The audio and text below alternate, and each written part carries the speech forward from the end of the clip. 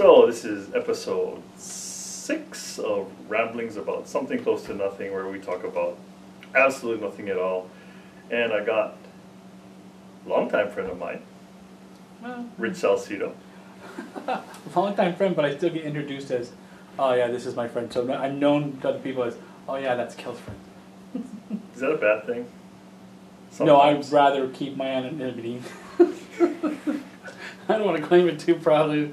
Yeah, I know Cal. Yeah, I know him a little bit. I don't want to get labeled. So, how did you end up in Hawaii? You're from Costa Mesa. California, Southern California, Orange County. I was working at a Marriott, and my uncle is actually from here. My aunt married a boy from Eva Beach. So rough part of town. He was moving back over to watch my cousin go through college to supervise, and I was working at the Marriott for a year, and I said, hey, you know, let's see if they have it over there. So transferred with the intention of going back to school when I got here, study Japanese. Happened, right? I would think that I'd pick up Japanese fairly quickly here, but I didn't get into school because I was working graveyard at the hotel. Just hours were just different. It's difficult. Never happened. Well, for me, because I'm a terrible student. I mean, I've seen people work graveyard, and still, my best friend got to his doctorate and everything like that. He went graveyard for like 6 years, working through junior college, his master's and everything. But no, I decided to come here, didn't work out with school, and just kept working at the Marriott. So I was here for about a year. I'm still doing it. So if you hear, thank you for calling the Waikiki Beach Marriott Resort and Spa. This is Richard. How may I direct your call? That's me. Famous for that. Famous for that. Oh yeah, Also the famous GM, for dealing with ridiculous people. Well, customer service at the front desk is enough to make you go wacky, but it's union, so paid low. So you sit there and you go, okay, fine, all right, I'll tell you.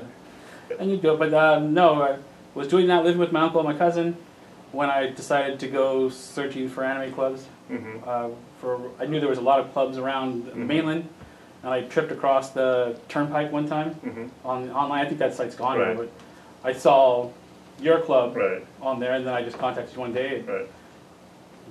Met you down. I think was it HMC when I? It was at HMC, the Martial Arts Academy.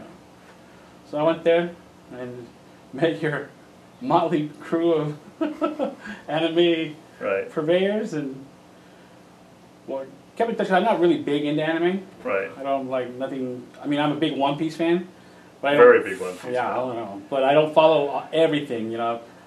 When I met you guys, I was like, wow, I don't belong here. You guys are fans. Oh. But when I joined you for your first karaoke, I was hooked because I just love karaoke. I understand. I have to change when I say it here, karaoke, but you know, for the mainland it's karaoke. And Japanese people don't care if you say karaoke because they're just like, oh yeah. Oh, you like Japanese thing? That's so good. You know, they don't get mad. It's a Hawaii thing. But Hawaiians, man, the local people, it's karaoke. Karaoke, get it right. But yeah, I really like that. But I didn't like singing at first. I was a little gun shy because you have some good singers in your group. So we also have very bad singers. We have very bad singers, yeah. Like me. But then, I think the first song I sang, because you said, no, you gotta sing a song. I sang the Rolling Stones as Tears Go By. And it was just like, I sing it, and it's such a slow song and such a sad song that the whole room was dead. It's just like, what the hell did he just sing? It's like all the life out of the room. And I'm like, yeah, hey, I sang my one song, man. It's not my fault, it's 4 lyrics over and over and over again. But no, I can't get rid of you guys. You're like gonorrhea or something. I can't get shots for you. If you can fix it, I always end up back with the group somehow. Well, the group's evolved. It's fun. It's I've been in touch with you guys for a long time. I'm not very active with. We don't see each other all too long. I don't see the group. Maybe like once or twice a year. But I've had a lot of fun. I've had fun in Hawaii. Well, yeah, we see each other. There'll be spurts. And then you'll be gone doing the directing thing. Oh, I can't see you now. I've got a movie in the project. I'm doing screenplays. Yes. That's when I hear about the awesomest ninja you have, who's the silent master, Mm. Galen. Two to the top. So then, always with he's always with you, and I always Right. hear about that. But then, no, we hang out enough to make it interesting. Mm-hmm. Have a fun pass, and of course we have one strong bond between us. And it's not chains or whips. It's called Japan. Yeah, ex Japan. We even went to the concert in 2008. Japan. Yeah, 2008. That was the most incredible show I have ever seen. That was their first time they performed in how many years? The 3 shows? 10 years. Oh, 10 years. It was So- 10 years. How long had you been an ex Japan fan for you? I got into Japan right after Hide passed away. Hmm. And a friend of mine, he was one of those, I met him through an anime chat room, and he was visiting in Hawaii and went to Shirokiya. Hmm. And I was looking for Japanese music CDs. I wanted to expand my thing. And I was like, they had this discount pile of CDs. And I was like, oh, Kinky Kids. And he goes like, nah, you don't want that. Here, take this, X Japan. This is good stuff. And it's like, oh, okay. And I took it home. I'm like, oh, this is interesting. This is like, I like this. And then I kind of like, after a while, I kind of like, I found other stuff. And then it doesn't really have to do with X Japan, but I was watching Battle Royal, and one of the songs kind of reminded me of one of the X Japan songs. So I was like, so listening to all the X Japan songs, I couldn't find it, but I'm like, you know, I don't know why I stopped listening to this thing, because this thing is really good. So I'm like, okay, well, so I started listening to it more, and then I find out that Battle Royal song was totally different other song. But anyway, but you know, it got me back into it, and one of my friends, the guy who got me into X Japan, was telling me the story about one day. This is right after Hide passed away, and he's a white guy, you know, and he was at this karaoke bar in Japan, and they had something like a $200-something, $300-something bill with a sushi guy, and he started singing "Forever Love," and he couldn't finish the song. It just broke him up because, you know, Hide just passed away. And I guess that kind of moved the sushi chef, and he wiped out the bill. Because he's like, oh, gaijin, he likes, you know, X Japan, you know. So like, oh, he wiped out the bill. That never happens to me! Probably because I suck. Their songs are fairly hard. For people who don't know, it would be the lead singer of X Japan is Toshi. So his songs and the way he sings it, very high. It's very Stephen Perry like for Journey. Right. Kind of like where the Journey says that, you know, you have to be born to sing the songs and you have to train to sing the songs, or you're not going to be able to sing it. So like even Arnell, in the documentary he did, they showed how much training he goes through just to maintain his voice. Because he's singing those songs so regularly. Right. So X Japan, man, that's tough. And you have to be able to say chew. Without chew. Yeah. No, but sometimes he sings it right. Yeah. Okay, I give it to you. Sometimes. Mysteriously gotten better. But no. So that was how you got into it. Yeah. And you found it through. I actually started listening to X Japan before Hide passed away. Right. I was living in San Francisco, and I would go to Japantown, the Nihon Machi. So I'd go there, and I'd always go with my friends there to eat something. You know, we'd always eat something. I've always been a don, so like, you know, yakitori and everything like that. The bowls were cool for me. So we'd go by, and I was looking there. The first time I studied Japanese was in San Francisco, CCSF, City College, San Francisco, School of Oj. But okay, the old people got the reference because that's not important. But I was going to school there, and that's when Dahlia came out. So I didn't buy it, but I saw it. I was wondering who it was because I saw Hide and I liked his crazy get up, and I was like, wow, that's cool. And I didn't buy a Japanese CD for a while until I went to Blockbuster Music Mm-hmm. at the listening station. Gee, now we know it's old. At the listening station, and I listened to the J-pop mix, Mm-hmm. and I heard Judy and Mary. That got me listening like, oh, this is awesome. I thought Daydream was the song that was playing on it. Right. But the CD had a bunch of hits, Come Come Club, Mm-hmm. Princess, Mm-hmm. some other stuff was on there. And that got me interested. So then when I moved back to California, Mm-hmm. they have a Video Tokyo was what Mm-hmm. it was called, where they rent, at that time they still rented the CDs. Mm-hmm. So I rented X Japan, and I Mhm. was watching. First time I saw them was on a Hey Hey Music Champ, and I heard the drums, and I was like, "Oh, rewind! What what was that?" And I heard the drums because it was literally Dahlia. Dun, dun, dun, dun, Right. dun, dun, dun, dun, dun, dun, dun. So I was like, "Oh, that's awesome! That's awesome! I love the beat of it was so rad that I went to the store immediately." Bought it. And I bought the used copy they had, and I went to every Japanese store I could find, which I'm surprised here they don't sell more new music.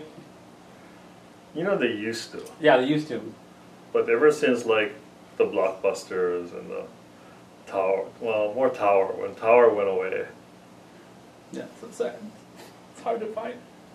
But I have my Christmas gift waiting for me at home. oh yeah, The new Hide CD. It's wrapped up, so I haven't opened it yet, but I know what it is. Because a CD coming this time of year from Japan, because Hide just celebrated, would have been his 50th birthday. right. So I got that. But no, that's how I got into Japanese music and X Japan. And then I actually went to all three of those concerts. And then again, I saw them in LA in 2010. Right. But I did not go to New York. Too far. Hopefully they do another concert on the West Coast at least. I'll go. Right. Well, when you went to the three, I went with you to one of them, Yes. and you loved those seats. They were better seats. Those were the best seats I had. But it was weird because the concerts were. It was the regular dome concert they've always had. They've advertised. We've got so many DVDs of all the concerts. It's Right. ridiculous. But the fans that they have at the shows, Mhm. when you're watching the videos, and then when you're seeing it, you're like, what? There's white people on there? How the hell? How did they get those tickets? Were they selling them online or something, or what was it? I don't know because they don't look. The people up front don't look like X Japan fans. Right. They just look like filler that they brought in to make it look like it's a multicultural phenomenon. Right. Because they don't look like you see the Japanese kids. They're like Right. crazy. And if you saw the kids back where we sit and then where I sat the other nights, when you see the kids back there, they're X Japan fans. They're like throwing up the X, they're singing word for word. Right. The other people are just like, it's like, okay, what are they doing? Right. So it's weird. We did another video one time before, and I was like questioning how he did, or how Yoshiki picked out those people to be up front. It was amazing. At least he could have done a little Molly Crew, and flash little key in or something, but nothing. Because when we went, the people, where were the guys to the left of us? Where were they from? Spain or something. Right. And it was weird because they didn't like the old stuff. They were actually more impressed with Jade, the newer Right. stuff. They're like, oh, he's a genius, he's a genius. I'm like, what? He's a genius? What? He's a genius who needs to put out some albums. Sorry. Because I really would love to have an album. because that's what you want an LP? Well, I would love to see any. Oh, a any new album. Well, because that was always my beef, and I've told you that before. Right. That I hate the fact that you go into karaoke, and there's like a page and a half of Glay songs, and I like Glay. Right. Glory Days is like one of my. That's like an old song. That's my favorites. Mhm. But man, X Japan is just like a quarter of. It's like a one column. It's just like, all right, that's all they have. Let's see here. What are we going to sing here? I don't know. That's. Ooh, I sang that one last time, and that one last time, that one last time. Okay, let's just. There's not many songs. Even the band from the same time, Rogue, has more tracks in a karaoke book than X Japan. And that Rogue is like, that's old school. Actually, I think Hide on his own has more songs on the karaoke machine. That's probably correct. Eyes Love You, 50-50, Dice, Tell Me, Misery. Drink or Die. I mean, they're yeah, all DOD. there. That's, well, yeah, that could be DOD. Of course, Pink Spider. Lassie, the Pink Spider, yeah. Misery. Yeah. Mm-hmm. They're all there. Yeah, he outnumbers them, it's weird. Yoshiki, what's wrong with you? We want a album. Well, he's working, he's taking pictures with celebrity. He's got the comic book now, so, you know, slow down. You can only do so much. That's Stan Lee doing it. I mean, Stan Lee, he just put his name on it. Oh, true. He's met it a couple times. I don't think Yoshiki is writing it. I don't think he's drawing it. Yeah, so I don't know. I don't know. It would be cool if they put another album out. I mean, it would be fine. Right.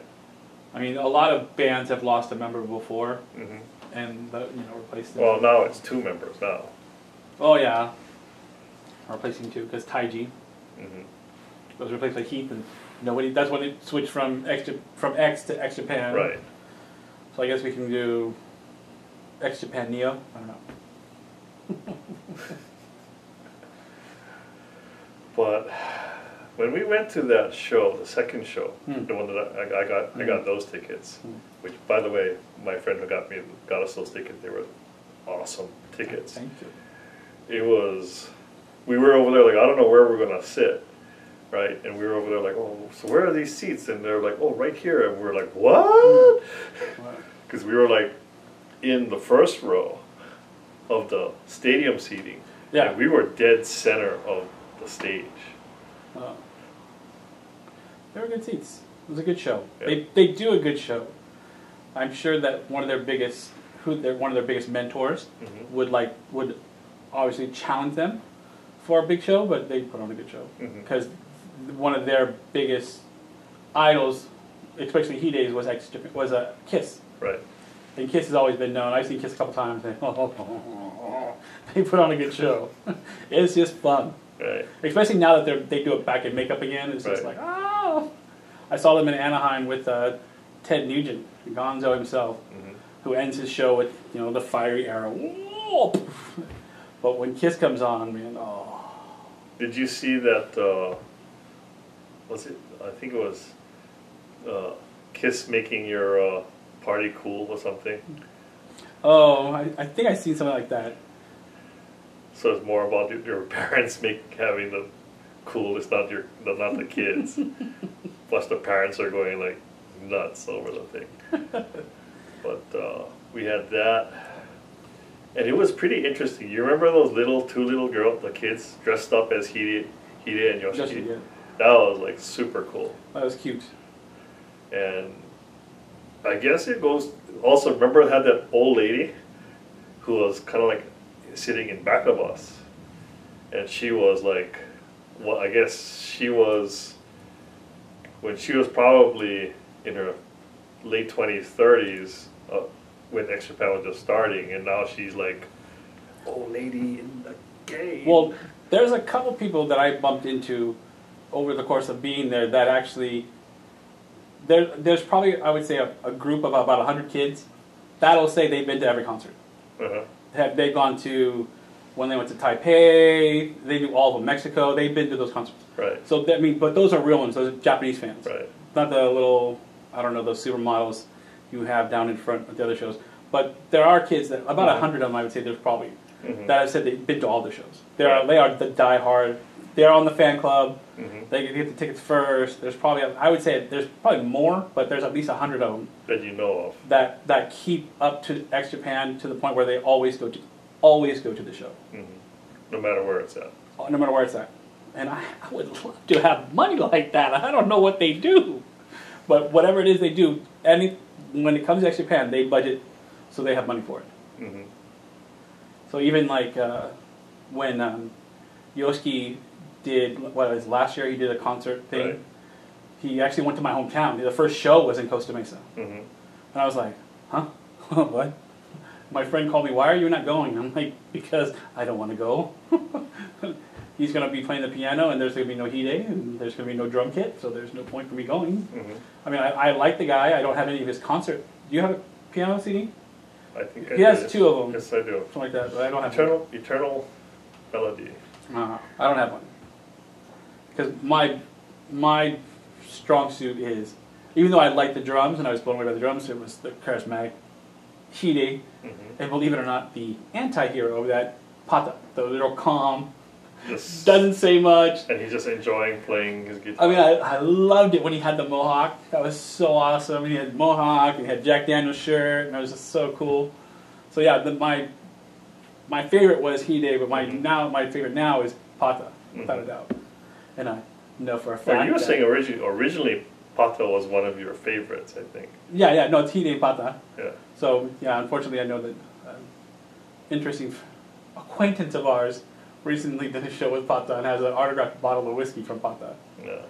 And I was like, you bastard. That's okay. Knowing him, he'll probably drink it. But no, actually, in Japan. Oh, actually, I kind of was a bad. I did a bad thing when I went to the concerts. Actually, for both of the concerts, I didn't have vacation. I called it sick. Actually, when we flew there that one time, I actually called sick from the airport when we were leaving for Japan. I called in sick for the next days, and then saw the 3 shows, came back, landed, went back to work that same day. And then the other time was actually they played in LA. They played on my birthday, the 25th, and I called off on that day. Flew back, went back to work the same day I flew back in. So you can't see them, kids. You don't have to have vacation. Just go. If you want to see them, go. If they're in your town, definitely. Well, actually, there's probably like 5 seeing you. So if they come here to Hawaii, where me and Kel have extra tickets. I don't think they'll ever come here. Well, yeah, probably not. But the coolest thing I actually saw at a concert in Japan, I didn't call in sick. That's when I actually had vacation. I saw Van Halen in Japan. In 98, I think. Oh, old. Kind of old. So I saw him in 98, but the coolest thing was that there was a pregnant lady sitting in front of me and my friend.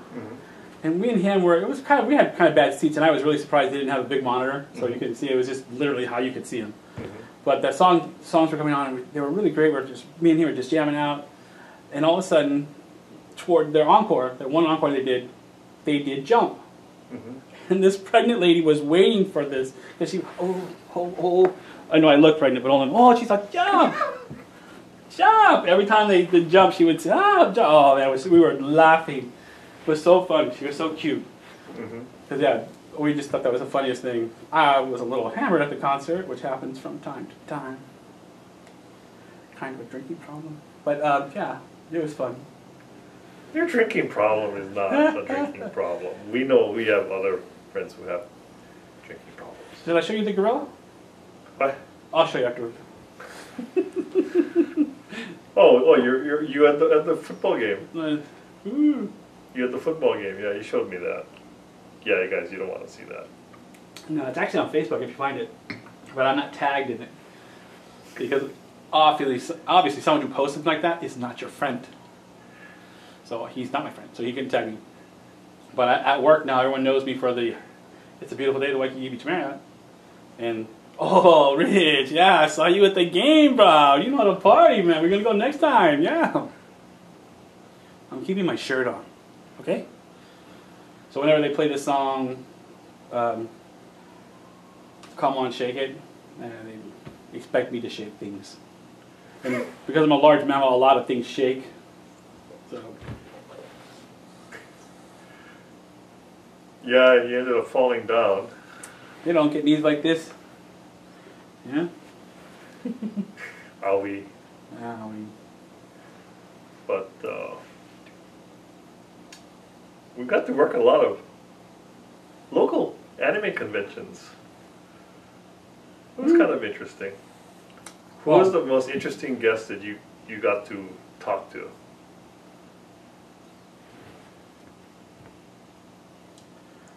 Oh, I would say probably. Oh, I can never remember her name. Yuko from. Atelier. Yeah, Atelier. Yeah, her. She was really cool. Right. And the thing about her is that she has a really smoky voice. Right. that just like, well, little hairs go up like, whoa, whoa, whoa, whoa, whoa, what is that? What did you say? Can you repeat that? And I like had a discussion one time with the other guys that were around because I met her in Long Beach and I met her here. Mm-hmm. And they were like, yeah, dude, when she talks, dude, I'm just like, what do you want anywhere? It's just, I'm your slave. You command me. You're awesome. And she's, you know, I think she married, I don't know, but we were all just like smitten. But actually, she's the only one I really talked to because for the most part, if I was helping with it, I try not to get in anyone's way. I don't speak Japanese other than to introduce myself. You know, oh, dozo, Hiroshiki, onegaishimasu. No, that's it. That's the extent of my Japanese. Right. And I learned at the hotel when Japanese guests come to here and they ask you, oh, sumimasen, nihongo wakarimasu ka? I know better than to go, oh, no, nihongo wakarimasen. And they're like, oh, la la la la la la la. Man, I just said I don't speak Japanese in your language. Why are you continuing to talk to me in your language? You have to say, no, I don't speak Japanese. Just throw a little John Wayne there, you know, swagger, and go, yeah, Pilgrim, you gotta go over to the other side of the desk. You know, something like that. But the coolest thing with Japanese guests, though, that come here is when they drink. Oh, boy. Not because they're drinking, but the fact that they drink the bottles. And we have twist-off caps. Right. And they're not used to twist-off caps. So when they come up, they're like, bidu. And then I'm just like, And I'm like, huh? And I'm like, sugoi! It never fails. And I even told a friend of mine about that, and he said, yeah, opening the bottles for the Japanese people is the shit. They love it. They go, the girls just can't believe it. The guy's looking at you like, man, you punked me in front of my girl, man. But that is funny. What is the most interesting guest you ever saw come through? The hotel? Yeah. You said you guys even had the Pirates of the Caribbean guys there at one time. Mm-hmm. Wow. I know you said something about Jeffrey Rush was there. I never met Jeffrey Rush, but I heard about him. They said that he was really cool to the staff. He would always be up in, we actually have a sushi restaurant in the hotel, and he was a regular at the sushi restaurant at the bar at the pool. And they said that he was a good tipper, but he would just basically belly up at the bar. And just have a good time, drink a little bit, and then just go back to the room. He didn't do a lot, but he was, I heard from the people, other people in the staff, that he was really cool. The only person that, I've met a couple. Probably the most interesting was just recently. I actually, unbeknownst to me, I was telling you this the other day, I checked in Blaze from Monkey Magic, or Blast, whatever his name is, and I was just like, and when he checked in, Scandal was with him in the lobby. So all the members of Scandal were in the lobby, and Monkey Magic, but they're not checking in with me, they have to check in with the other side. Right. Because they were prepaid through booking through Asia Pacific. I didn't know what APS stood for. Oh yeah, that's just Asian Pacific Sales. So that means that it's JTB Sawayaka. There's a girl Sayaka. Sorry, my bad. Sawayaka, HIS, all that stuff. Their bookings. They check in on. They have another satellite check-in. Okay. Well, anyway, we're gonna go take a break because we gotta get more iced tea. That's bourbon. Don't believe if it's bourbon. No, if this is bourbon, I don't think I would be talking straight by now. But anyway, we'll be back, and we'll catch you guys in a little bit. At Heavy Metal Barbell, we are committed to helping you achieve your fitness goals. From the basic kettlebell, nutritional supplements, and high-end fitness machines, we are ready to supply you with all of your needs.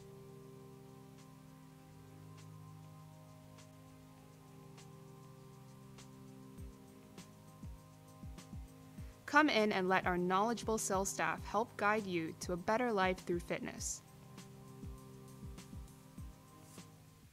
Well, we're back again. Yeah, the camera's right now.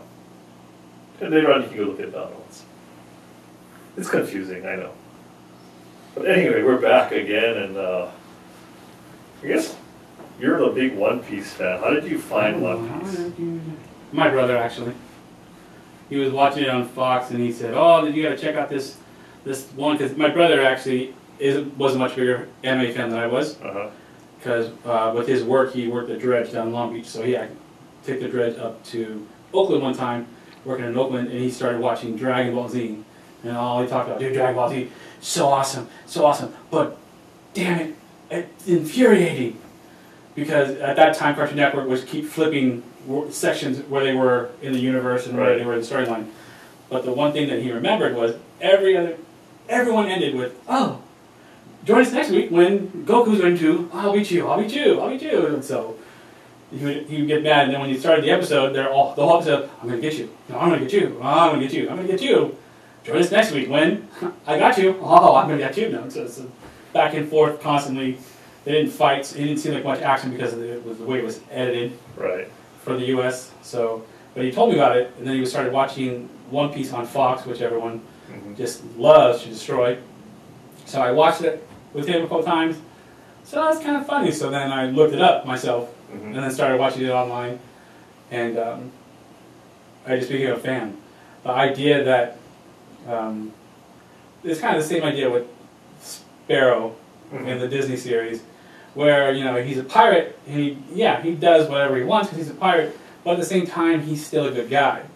He's not overtly evil. So I don't know why I went evil overtly. Oh my god! But Luffy's not overtly bad guy. He just wants to be free, just do what he wants to do. So I really like that character. Probably Zolo is the next one that on my favorites. He's just a badass guy. But I kind of like the idea of a thief as a hero because of the David Edding books. Because when he wrote like the character Talon, like Pickpocket, little kid, I just really liked those characters. That he detailed the underbelly of the beast, Playtime and his underground realm and all that stuff like that is the idea of honor among thieves was really cool for me. So that's why I stuck with One Piece. I mean the other big ones as I got more into it because I found out like it was much older. I mean I've been here when I moved here about 10 years ago. This is probably when I really got into One Piece, and One Piece just celebrated its 50th anniversary. So it was out for like 5 years before I got into it. But when I got into it, I just focused on that. I mean, Naruto and Bleach were getting big at that time. Everyone was cosplaying that, and I guess the thing about One Piece that a lot of people, even in Japan, because I've had a couple of Japanese people tell me is they didn't like One Piece, is because it had too much of a Dragon Ball theme where the hero constantly gets stronger and stronger and stronger and stronger. Because he has to, to beat the next character, he gets stronger, he develops new skills and all that. So a lot of people compared it to Dragon Ball, and they're like, dude, that wears on you. You can only watch that so many times. Not you. Yeah, not me, no. Shit, when the Pokemon creator passed away a while back, I was like, man, if he passes away, I can't even say his name right now, but if he passes away, dude, I'm going to break into his house. He's going to have memoirs and have his idea planned out, mapped out where he wanted Someone said that he does. He's actually all done. I would believe it. Because especially with their stories going right now. It's so... Because now that I'm up to date, it's not exciting anymore. Because I had to catch up before. So I have to force myself not to watch for a while. And then go back to it. But on my phone, I'll just show you. No one can see it, but when I open up my internet, there's going to be the first two things. Watch One Piece, read One Piece. Those pages are always there. The other pages are extra. Play Diablo right now. But yeah, that's extra. But those two are always there. So I'm always like, what should I do? I'm bored. No, don't read it. Don't read it. Don't read it. Don't read it. You're like, man, don't read it. Let it build up 3 or 4 chapters before you read it. Come on.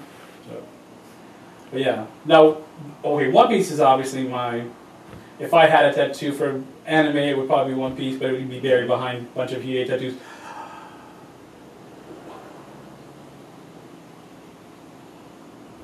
What's your favorite anime?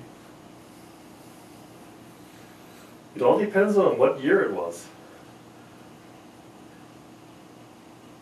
Yeah, I know, it's weird. Because to this day I'm still Uchusenkan Yamato fan. I'm still a Harlock fan. I still like Initial D, although the new series kind of meh. But I think it got a little bit, Initial D got a little bit too repetitive. It's a car racing.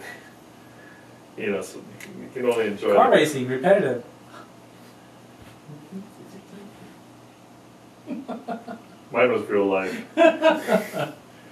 And I don't think people would want to sit down and watch a replay of that whole thing. So, Initial D, well, I see Harlock, I could see, I probably said that wrong, but then again, he lightened up the stroke, okay? They'll do it anyway. But, my brother was a big fan Of Harlock. Harlock, yeah. I inherited his DVDs, so I have You do? yeah, I have a priority box full of his DVDs that are just like, because he liked going to, there's an electronics store in Southern California called Fry's, Mm-hmm. and he didn't like getting I part of wish the we had store. Fry's here.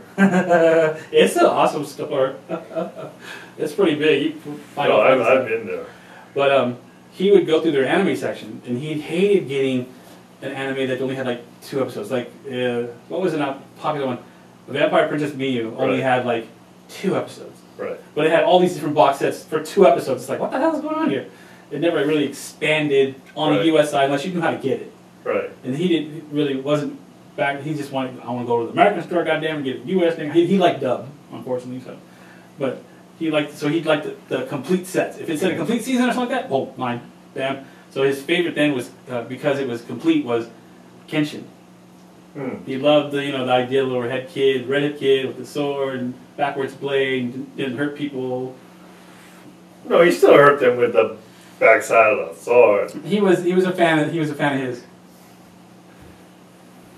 But yeah, he liked going to the store. So I inherited all his CDs, all his DVDs. So I've been going Can I have some of the Harlock stuff? I think he had a Harlock in there. That's what he had, but he did like Harlock. I like the whole pirate theme Mm-hmm.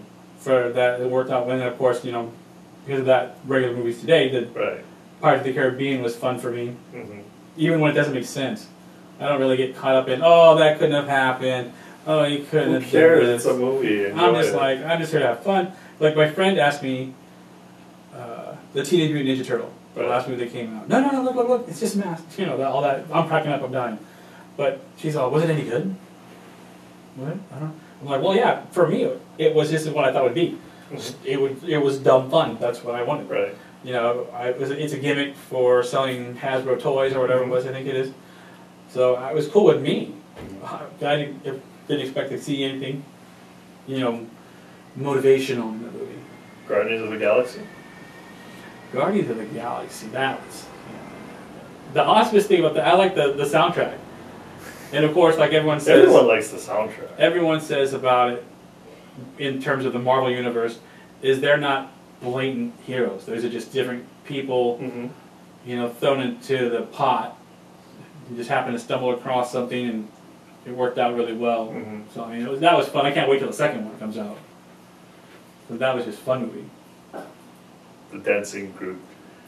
Yeah, the baby group was awesome. When he slammed all those people, and then he turns, he has that little smile. It's like, what the hell?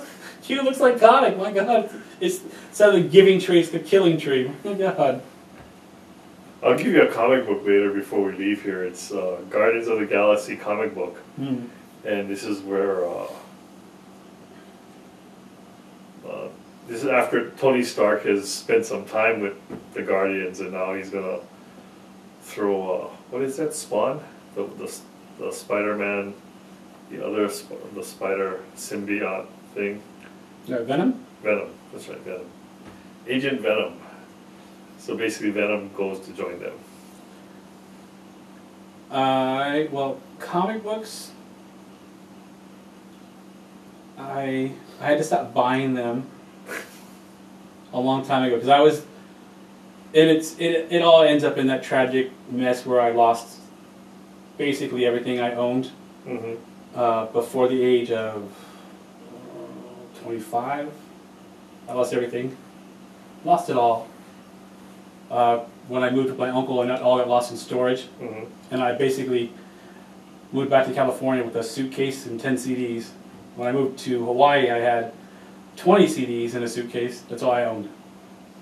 So I lost all my comic books. But in there, when I was in Southern California, it was a big heyday for comic books because it was when Image developed. So Jim Lee was like my hero. He was a god. You know, he did the first X-Men when it spun off from Uncanny X-Men. He did the X-Men. So I had the gold cover that was a limited edition of him doing that one. And then when they did the Image comics, I went to the San Francisco signing. So I got, Gen 13 #1 signed by Scott Campbell, and Scott Williams, and all that, Jim Lee, all this stuff like that. I was really into comics. I had to stop buying. I was losing money, and there was a point where I had to buy two because I got one in a glossy board, and then I would read the other one, kind of thing. So it was like that. So I had to stop, and I had a big Lady Death collection because Pablo used to always do little like swap meet shows in Orange County, and I go to those. And I went to probably the last pure comic book Comic Con before it was invaded by movies. So before it turned mainstream. Yeah, I got everyone's autograph when I was there that time. McFarlane, everyone when I was there, Jim Lee and all that stuff. So it was fun. Jim Lee related to Stan Lee? No, Chinese kid boy. Oh. That's why one of my good friends, actually Wildcats, was the spin-off that he did in Image, and that she drew this great picture for me that had Zealot. Oh my God, she was awesome. But Voodoo was a very popular one. Great character. That in Wildcats, she was a popular character. But I used to read comic books at that time a lot. But then I lost them all, and then it was just too painful to go back into a comic book store. So I would do this. Yeah. So I would instead. That's when I developed. When I get manga. Right. That I didn't watch Bleach or Naruto. I bought the manga. I would read them. So I would read those, and I actually read more manga than I watch anime. But I just mentioned the comic books because you mentioned those for the Guardians of the Galaxy. But there was another movie out recently. Big Hero 6? Yeah, it was a fun movie. How do you wear your underwear? I still don't see how he gets 7. He said 7, right? Yeah. I don't see how he said 7. Inside out. Back. Yeah. Inside out, and turn it around again. That's only 4. Yeah, that's what I'm saying. I don't get the math. If anyone could, message Kel, that'd be great. I don't want to see it. Right? Please don't show me how you get 7 uses out of it. Explain it would be fine. Unless you just wear it like twice. Yeah, you count it, I guess. You wear it until it gets hard. Well, that'd be pretty hard. Oh. What is your most saddest moment in anime or manga that you've seen?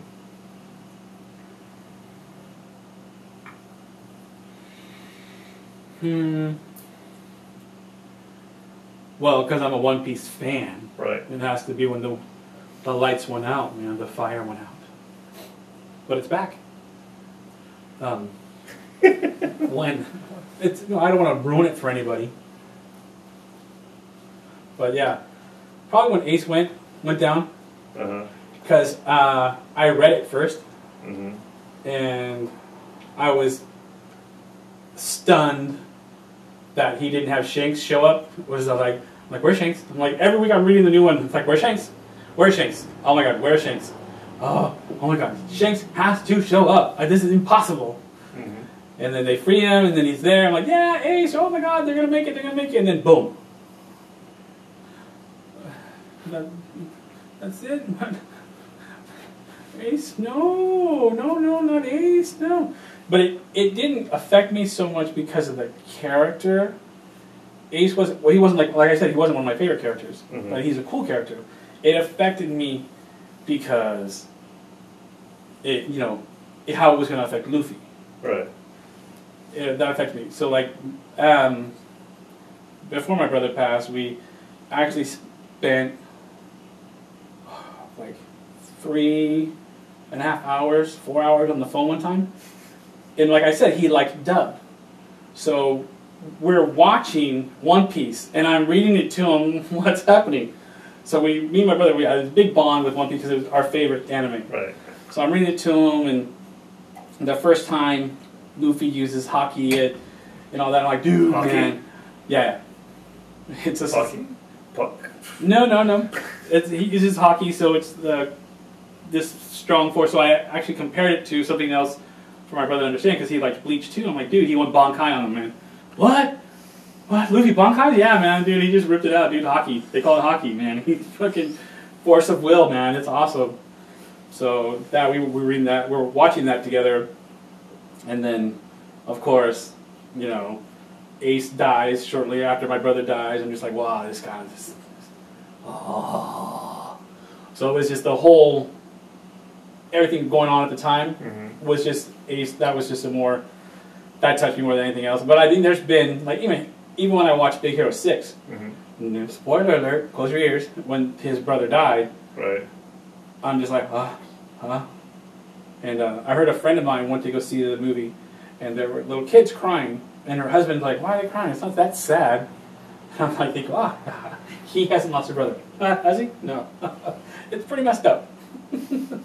Because it's, when you're losing someone like that, then you have to stay strong for your parents and everything like that, because you don't want them to worry about you too much. But then at the same time, like, I'm good. So it was rough, but yeah, I'd say, and for a long story, Ace's death in One Piece, but most likely knowing him, he'll kill someone else before it's all over. He'll have another big one like that. Whether it's Shanks, or if he's even more daring, one of the crew will die. Hopefully Usopp, but that's just he was fucking. Sorry. Okay, why don't you like that character? I don't mind that he's a chicken, because I'm a coward. I'm not like other people. Pain hurts me. The great Daffy Duck once said that. No. No, I don't like that pain. You're the fighter. I push you. I got mugged for a hamburger. I was like, hey, that's cool, whatever. You were like, man, I wish it would have been me. Wish it would have been me. How come you don't mug me? So, yeah, you can do it. But I don't mind he's a chicken. But the fact that he milks it, and he has him crying and snot hanging down for like 6-7 episodes before he finally turns around and does something positive. It's just like, oh my god, I want to fast forward it, but I'm afraid I'll miss something else. So you're over there like wishing that someone would make huli huli chicken out of him. Out of Usopp, yeah, definitely. Because all the other characters are cool. When they get Jinbei in the crew, finally that has happened, but there's a promise that Jinbei will join the crew. Oh, that's awesome, man. It's going to be a killer. But now you asked me the question, what about you? What was you've seen endless amounts of anime. I'm sure you've seen multiple stories come and go. There's always X, because they play that song at the end, Forever Love. But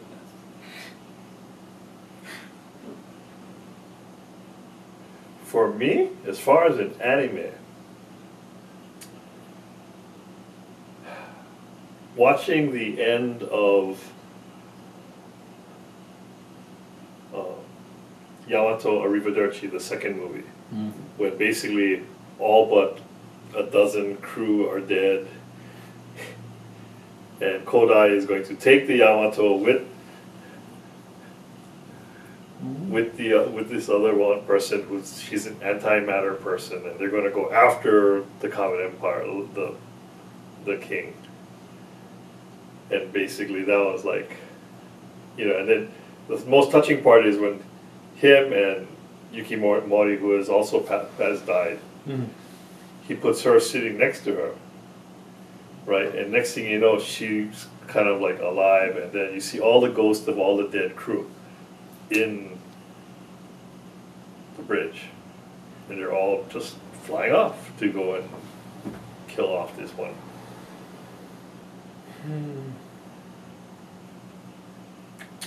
Usually the ones without words are the most powerful.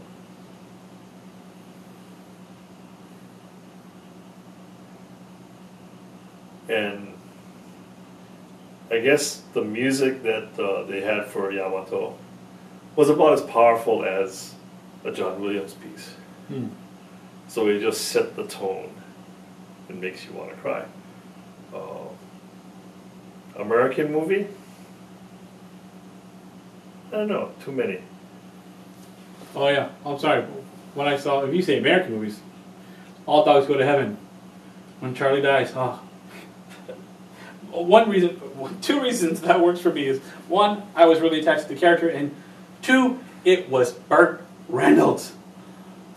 I'm old, so when I was a little tiny boy, coming up, Burt Reynolds was the king of the box office. So the idea that he's this voice actor, I'm like, oh, that's totally cool. And then they killed Burt. They killed Burt Reynolds.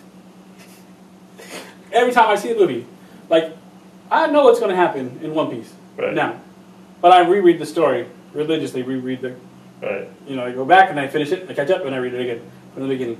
Every time you're supposed to wet your tears down, it happens. So when the first time Zolo fought Hawkeye, he cried. When they free Nami from Arlong, with the pirate flag you can't take down, the Drum Kingdom with Chopper and Luffy's holding up there. I cry when you're supposed to, even though I know what's going to happen. Right. I still, I gotta read this page a little faster. I gotta turn. I don't know, I'm a sucker. I guess I have something bent up where I just really need a good cry, but I can't do it. I think it's because I'm too fat and the glands won't let me do it, but I don't know. But I just, whenever time I read those pieces, I always cry. Shanks did show up, by the way. It's really cool. Talking about Burt Reynolds, what is your most favorite Burt Reynolds movie?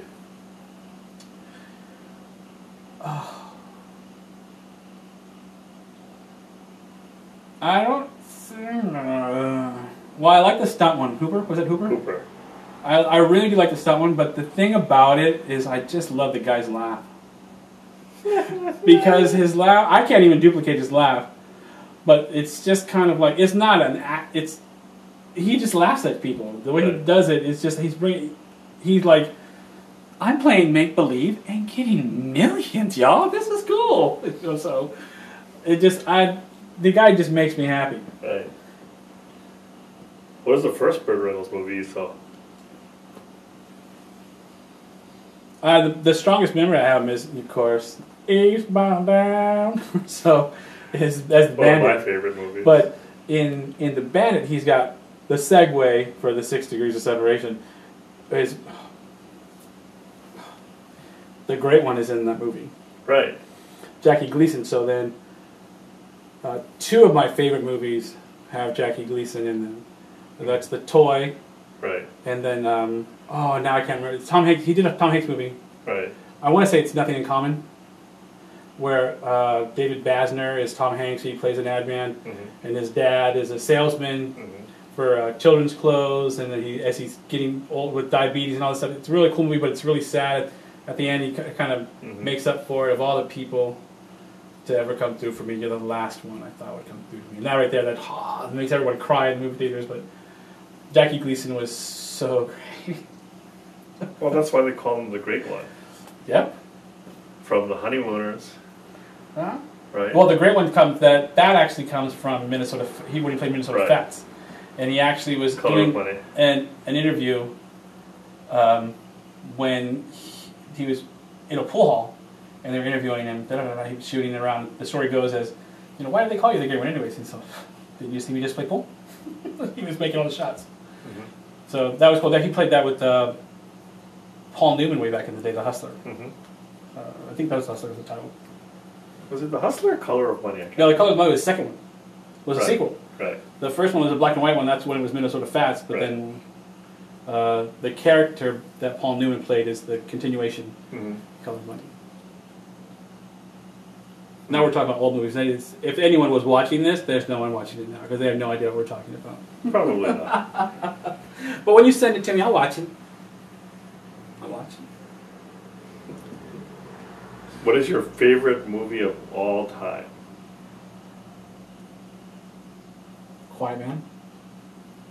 Quiet Man and Sabrina. Mm. Those are my favorite two. So why would those two be the ones? Well, because the reason I picked two is because I have the male lead and then the female lead. Mm-hmm. Sabrina is just the absolute epitome of sweetness. Mm-hmm. Audrey Hepburn is just amazing, and all that. And then the fact that she finally at the end speaks up. She's all, "What was your favorite places? Where was your favorite place in that you visited here?" She's all places were special in some Rome. Motherfucker, I got down in Rome. That was really cool. Gregory Peck with little pig cameras and all that. And it was really cool when she cut her hair and all that stuff. It was just Gregory Peck. when the hand of truth, the mouth of truth, and all that stuff. That was really cool. But then in The Quiet Man is just, John Wayne goes back to Ireland. Right. And I always love that little guy. He's all, "Oh yeah." I kind of see you like the villain in that movie because it's kind of, "Oh yeah, Galen, right? Get the book. Write his name down. Put a line through it." That's I like that. I wrote your name and I wrote a line through it. I'm like, what? But just the whole idea that went back to redeem himself and he falls in love and all that. It's just a really cool movie. Oh, that can't be me. No, not the villain. Oh, the villain? Okay. He does find love though, the villain. Oh, yeah? Yeah. Still not me. Okay. We'll get there one day, I hope. Before I die. So, it's like Gregory Peck, one of the greatest movies he's ever been was Moby Dick. How did I know seafaring was going to be in this? Well, already, my favorite movie of all time. Jaw. Dun dun. Yeah. Dun dun dun dun dun dun dun. Yeah. Dun dun dun dun dun. Anyway, we're going to go and take another break, Yep. and we'll come back and we'll talk about Jaws and Spielberg and maybe even John Williams. Who? The guy who creates the music. Oh, and of course Robert Shaw. Alright. Okay, we'll be right back. At Heavy Metal Barbell, we are committed to helping you achieve your fitness goals. From the basic kettlebell, nutritional supplements, and high-end fitness machines, we are ready to supply you with all of your needs.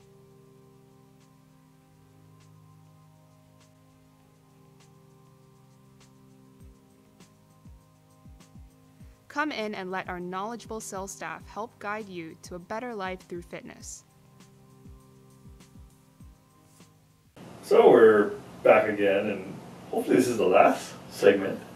Then again, we might go on for 4 hours more, who knows. Anyway, back to the movie Jaws. Jaws to me had one of the greatest monologues ever, the Indianapolis speech. Robert Shaw did pretty much one of the most scariest monologues in Jaws, and it was like shark wasn't even there.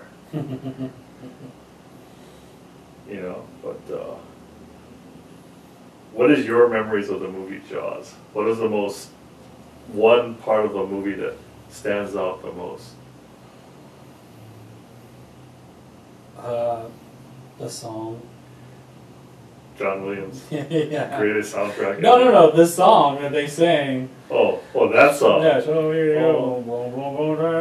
And then they sing the song and they're all laughing. And then all of a sudden here comes You know, start the engine. that was funny. But, That was funny. Well, actually, when I saw it was on TV, I didn't see that in theaters. I saw it on TV, so I hated my cousins for making me watch it because I was freaking out. Because at that time I was going to visit, I used to always visit my mom's family back east. So I'd gone there like 3 times in a row. And there you swim in a lake, which doesn't seem as scary as swimming in the ocean, but it was a lake and they had snapping turtles. So when you're swimming and seeing Jaws, and something brushes against your leg or you jump out and you're falling in. You become Richard Pryor in the toy again. Boom, when he runs away from the piranha. He just went out. So, but The Shining I saw in movies. Right. My parents actually saw me to see it in theaters. That's how old I am. I thought that I was. Here's Johnny. It was great because the scene with the ladies in the bathtub. I'm like, a nudie, oh, a nudie, and then all of a sudden she comes along, freaked me out. Well, because I'm old, yeah. I saw The Shining when I was 5 when it came in theaters. Wow. Right. How much of it do you remember watching it at 5? I remember that hallway. That hallway freaked the shit out of me. I work in a hotel now, of all places. So I used to work at the San Francisco Marriott. I used to work there. Did it look like that place? Yeah, because the 4th and 5th floor is actually long. Yeah. Then it starts getting up to go up to the big tower. But the 4th floor and 5th floor are long. So when we were delivering, I worked graveyard. So when you're delivering people's bills under the door, you're walking and it literally sounds like someone else behind. There's someone behind me. Because it sounds like there's another. You're only one, and it's just echo. Yeah, the echo just works just time. Because that's why everyone always had their walkie-talkies when they do it. Yeah, I'm on 5th floor. Just finishing my express checkout. I'll be down in a second. That was scary. But yeah, the Jaws thing. That was. But yeah, John Williams is amazing. He does amazing scores. I think another popular one that's been so popular now is Danny Elfman. Has done a lot of good music for movies. But I think Jaws was the, I think, was it Discovery? No. History had a show about the scariest 100 movies, and Jaws was #1. Because it made people not go to the beach. Not want to work at Spielberg? Yeah, after that, Spielberg never really had a disaster movie. You know, I mean, Jaws was a disaster. In all sense of the words. The making of it was a disaster. Like I said, the shark is not working. The shark is not working. But that's what made the movie so great, because you never saw it. It's kind of like Aliens. Well, now you were mentioning monologues. Right. So, I mean, I normally don't get into remember it. Just because probably if I had to pick a monologue, it'd be Unforgiven. When Clint Eastwood goes down the street the last time, right? You know, and just says, you know, you better treat these whores right, you don't cut nobody, and all that stuff. And he just tore up the town. You know, that kind of thing. Just, you know, I peed a little bit when he was coming down, saying all that stuff, because everyone's like, shoot him. I'm like, I ain't gonna shoot nothing, man. You saw what he just did. Because I just love the whole, you know, who's the owner of this bar, is how it starts off. Right. That'd be me. Bang! Shoots him. He's all, you shot an arm, man, you son of a bitch, you're gonna die. And he says, yeah, anyone who decorates his bar with my best friend, he better arm himself. And that just unleashes a slew of great dialogue between him and Gene Hackman. That probably is my favorite little banter. Otherwise, I'm such a new character. I mean, the fictional Ezekiel speech from Pulp Fiction, which was actually not from the Bible. It's written, most of it's written by Quentin. Right. But it was like, how would I put it? Like you look at all those things, like Clint Eastwood, greatest one-liners ever. Greatest one-liners, from Dirty Harry to even his last one. You know, and he's like, "Get off my lawn." It's like, who else could deliver "Get off my lawn" with that much authority? You like just, okay, yes sir, I'll get off your lawn. Sorry. It's like no one else could. To me, he was the greatest one-liners ever. But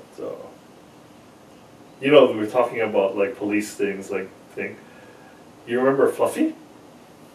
I do. And Fluffy the comedian, and Gabriel Iglesias. Iglesias with an I. And he was talking about the time he got pulled over right after the Krispy Kreme. Yeah.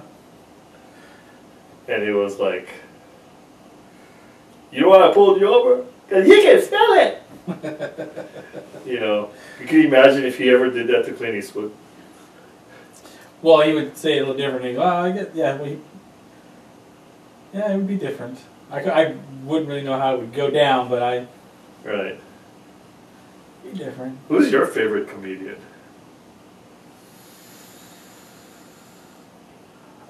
Was Bill Hicks. Just because how he did his humor, how he delivered it, and all that stuff like that. He was amazing, in my opinion. I thought he was just when I was a kid, I kind of wanted to be a comedian. Then when I saw Bill Hicks, I knew I could never be a comedian. Why not? Oh, Bill was just, well, one, I'm too old now to start doing the drugs necessary to be a stand-up comedian, because all the redneck jokes are done. That market's cornered. So, you know. Why? Just because you have to be Larry the Cable Guy?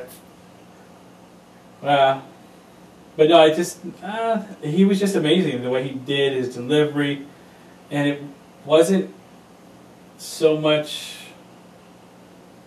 that he wasn't funny the times that he didn't succeed in the crowd. Right. It was literally you didn't get the joke.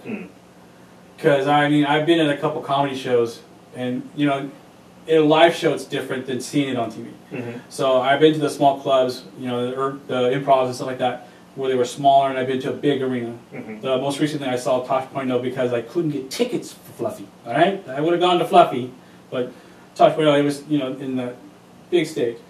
But when I've seen other comedians, I've been on the small stage, and I've been there. It's a more intimate crowd, and I think it was Greg Proops. He does a lot of Whose Line Is It Anyway? Wears glasses. He's a tall guy. He did a joke about Hitler in the war room that he was locked up in, and when they were going to commit suicide, he made this reference to when Hitler went first. Immediately they lit up. I was on the floor. I was laughing so hard, but I was the only one, and I felt kind of weird. Like, oh, and he's like, "Thank you." One guy got the joke. He saw Hitler was a fanatical vegan, non-smoking. You can't do that. You can't do that. That's why that was funny. Thank you very much. Thank you for coming. You know, so it's a lot of times it's, you know, you don't get the joke. Right. They're not doing it anymore for everyone. They're doing it for the certain people that are going to hear it. Right. And then that's why they keep doing it. And I was afraid if I would ever go into stand-up comedy, I would be poor. I couldn't sustain, I'd have to have like 5 roommates to do it, because I would be all about just doing the comedy, just having fun and enjoying myself. And you know what, if I have bills, hey, I got bills. I would unfortunately probably get along very well with another friend of ours, slacking and bumming off people. But Bill Hicks was just amazing to me. The smoking routines he always did. One that when I worked at the Marriott in San Francisco, they had smoking rooms still. So do they even still have them now? No, Marriott went non-smoking in 2006, November. So anyways, in Hawaii, you can't smoke in any common domain within 20 feet. So all the hotels are non-smoking, really, pretty much. Well, technically, so the bars supposed to be, but well, yeah. But that's another story. I used to always get the non-smokers, and they go, "Oh, I'll take a smoking room." And I'm like, "Oh, all right, cool." Well, "Oh, you're here, Bill Hicks," and I said, "Oh, he has a routine." He's all, "Oh yeah, smoke, smoke, you smoke, who smokes? You smoke? How much?" And the guy was like, "How much? Pack and a half a day? You pussy. Why don't you put on a little dress and swish around for us?" Dude, I go through 2 lighters a day, man. So that was like, that too. Dude, that motherfucker smokes 2 lighters a day? So that kind of stuff got me, you know, just beautiful. Mm-hmm. And his thing about Jesus and Kennedy, you know, people always tell you, you know, let it go. It was a long time ago. Stop talking about Kennedy. Nobody wants to hear it. He's okay, don't bring up Jesus to me. You know, now since we're talking shelf life here, who do you think is going longer? And he, how do you think Jesus feels? He comes back to life for you, and you wear a cross? It's like seeing Jackie Onassis and wearing a sniper pendant rifle. Just thinking of John. You know, that kind of stuff floored me. But, you know, other than that, there have been so many. Mm-hmm. Because there was a big loss. Robin Williams passed away this year. Right. That was, I mean, when I was a kid, Robin was it. Right. I had the suspenders, Nanu. I think even when after he died, he was still it to a lot of us. You know, the guy was a very incredible comedian, very up to date. Well, see, when I was a kid, the first comedian I saw was, I saw 2. I saw Richard Pryor live on Sunset Strip. It was an amazing show. That was awesome. Right. And I saw Eddie Murphy Delirious. Right. My aunt had a copy of both of them. A slinky, a slinky. So the ice cream, you ain't got no ice cream, pop. You ain't got no ice cream. So, I mean, those 2. So when I went back, I was in the 5th grade. When I went back to school, Mm-hmm. I was juiced. I've seen them. I was watching them all summer long, every day, twice a day some days. I mean, I was pumped up when I went back to school that year, and I was the dirtiest kid. My mouth was so foul, and I was talking so fast. The reference was then said, "Oh, even though I was doing their jokes, they thought of Robin Williams because I was speaking so fast." Mm-hmm. So me and Robin have always been. I've always been associated with Robin. He was my favorite, and I remember seeing the live at the Met. Mm-hmm. That was one of my favorites. Me, my best friend actually used to sit in home ec and just like quote lines from that nonstop. Tiger Woods? Was that the one with Tiger Woods? Oh no. Live at the Met? Oh no. This is a long time ago. This is like Rodney Dangerfield Era. You know, back to school kind of thing. With Sam Kinison. He's all, "Oh yeah, remember that little conflict we had? You know what happened? Because Truman was too much of a pussy to go in there and bomb those commie bastards." Yeah, good answer. I like that. All that good stuff. I saw they were showing some of the old Robin Williams clips of Tonight Show and stuff. It was just classic, the things he was doing. And he was making fun of the camera guy. Oh yeah, even when he did the interview with Oprah for the Birdcage, Right. She couldn't control him. And this Oprah, this is the queen of daytime TV, she can't control him for nothing. No, I'm just here. Just go. But that's an older way of comedians, and of course George Carlin was on that. So it's the new wave is different, without a doubt. I miss the George Carlin comedy. It makes you think. You know, and he was so anti-establishment, anti-religion. But he would make you think. It's like, what he's saying makes sense. Yeah. And you know, it's like, yeah, all my religious friends are going to hate this guy. And they did. But just think about it, like what he's saying makes sense. So I wish we still had guys like him. I wish we still had guys like Robin Williams. Well, yeah. Well, a lot of that when you cut to Carlin, because he's controversial, you have to be careful because then you get something that'll happen, like the interview. Yes. Please bring it out on DVD box set. I want that movie. No, I have not. I heard about this actually this morning. my friend said something. Right. You know what? I don't know the full jazz of it all, but Right. I mentioned it because I said I'm really looking forward to that movie because I love the bromance between Franco and Rogan. Right. So I mean I love that. Mhm. So I don't know. They're like, no, it's not going to come out. I'm like, what? What do you mean it's not going to come out? There's some kind of terrorist threat. I'm like, what the hell? So when did this happen? You seem to know about It this? happened earlier this week, and then all these people. I think it was forget who was it. Some of the comedians was like making jokes about. I think it was Damon Wayans was like, no, we don't negotiate with terrorists. We just do what they say. And it was like, come on, Obama, you're in Hawaii. Don't let us down. I just really wanted to see that shit. And I'm going like, what's up? Please, I want to see this movie. And I guess we're not going to. I hope they would just put it out straight to DVD. You know what? Because of this, more people will buy that DVD. Oh yeah. Yes, You could sell it for $30. We will buy this DVD. It'll be like the release of DVD when they had the first Superbad. The first Superbad DVD Blu-rays had the Hawaii ID for McLovin.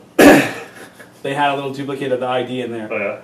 And then they immediately, one run of it, and that was it. They didn't want to put it out anymore. But the first ones came out with an ID for McLovin. So I'm like, I actually didn't. I heard about it afterwards. I'm like, what? I didn't get ID. What? McLovin? What? I would have loved it. But actually, when I went to see Tosh recently here in Hawaii, he was mentioning towards the end of the show. He's okay. I'm going to tell you now. I'm not going to meet you after the show. I'm not going to sign autographs. I'm not going to pictures. I'm not going to do any of that stuff. And I'm sorry. It's not because I'm a dick completely. It's because if you saw my inbox, you would see all the death threats that I get every day. He's also, I'm not going to give that person or any of them a chance. So that was interesting when he said it, because a lot of his humor is really... Yeah, you told me if I went there, I probably won't be you probably would charge the stage yourself. But he does that. That's his thing. His thing. So, but wow. When he said that, I'm going, well, that makes sense. Yeah, I can see where a lot of people want to get your ass. Yep. So yeah, it makes the movie. Kind of makes sense, but because we're not making fun of Americans so much as taking a big shot at Korea. Well, we're taking just a big shot at North Korea. Them and their failed rockets can't get it off the ground. Yeah, can't get it up, huh? Can't get it up. Happens to a lot of guys. Usually when you get older. That's not good to hear. God, I'm old. Yeah, I know. Let's make two of us. But anyway, so I don't know. It's been we've had a pretty interesting talk. We could actually talk for hours and hours. Yeah, that's kind of sad. That is really sad. Because if any of you guys have ever seen us at Zippy's, we'll just sit there. Maybe that's what we should do. We should bring these cameras and turn it on at Zippy's and just let her rip. And we would be like talking forever and ever and ever and ever and ever. Yeah, but then I have an icy then. Do you want to get an icy? Come on, I'll even buy. I haven't made a joke song since I wrote that one for you, the cosplay one. Right. And that was a joke because I actually wrote it to this one girl that I was following on Facebook. Well, that sounds so stalkerish, following that I was friends with on Facebook. But she made a comment about it her comment sounded like, what is the name of it? I can't remember the song. Sounds of Sorrow or something like that? Yeah. And she sounds like, oh. Then I wrote this cosplay song, and it took forever though. Because the way the songs rhyme out, you got to try to find a word to match all that. Right. It's kind of pain in the butt, but I was kind of proud of that. Maybe we should do it. We can look it up again. Yeah, we're going to go look it up again. Hello, Cosmine. my old friend. Hello, cosplay, my old. Oh no, it's hello convention, my old friend, Oh, because right. you're doing your cosplay, Right. and you're poking yourself, because she poked herself, and so it's weird. Right. But yeah, we could probably do that. We could do that. That's how we could bore you with a video. We'll sit here and we'll pick a song, and we'll just write the joke song with that version. We'll do an anime makeover of the song. Right. So, anyway, that'll be another day. It'll be episode, I don't know, 2573. We're going to do an Art of Life version. We'll do an Art of Life version. Actually, this is longer than Art of Life. Oh, Okay. How was it? It was only the coaster. It's all good. You didn't spill the thing, so. it was whiskey. I swear. You like your Jack and Coke, don't you? I've been known to partake of a good volume. You remember what our friend Danson told me when I stopped drinking Jack and Coke, and I went to You didn't just go to Grey Goose, honey. Ooh, girl, no you did, child. Goose and he Cran. kept on telling me, he was like, no, that's a Sex in the City drink. Come on, dude, don't do it. It's a bitch drink, man. It's a bitch drink. Don't do it. Sex and the City drink. And when you ordered, his face went, what? What do you order? You say Goose and Cran? Goose. At least I don't wake up with the 800-pound gorilla in my head. I don't wake up either. You only have to be at work at 7 in the morning when we do that kind of stuff. Yeah. So it's just a nap. Ugh, okay, did I puke yet? No. Oh, God, I feel so much better. Get some water in me, and I'm sweating like a beast under the hot lights at the front desk. Hello, checking in. Are you okay? Yeah, man, I'm just you know, it's hot. I'm fat. That's why we sweat. Fat people sweat. Hanky. Huh? Mr. Hanky, Christmas boo. So... Okay. Well, anyway, so we'll do this again. Hopefully we don't bore you guys for hours on end. Maybe we'll do the next one at Zippy's. Hey, Macaulay Zippy's, can we come and do a show? No, I don't think so. No, they're going to let us sit there. Oh, they'll let the homeless sit there, but not us? Yeah, probably. We don't rate. Figure. Anyway, I'll catch you guys all later. Bye. Nice meeting you.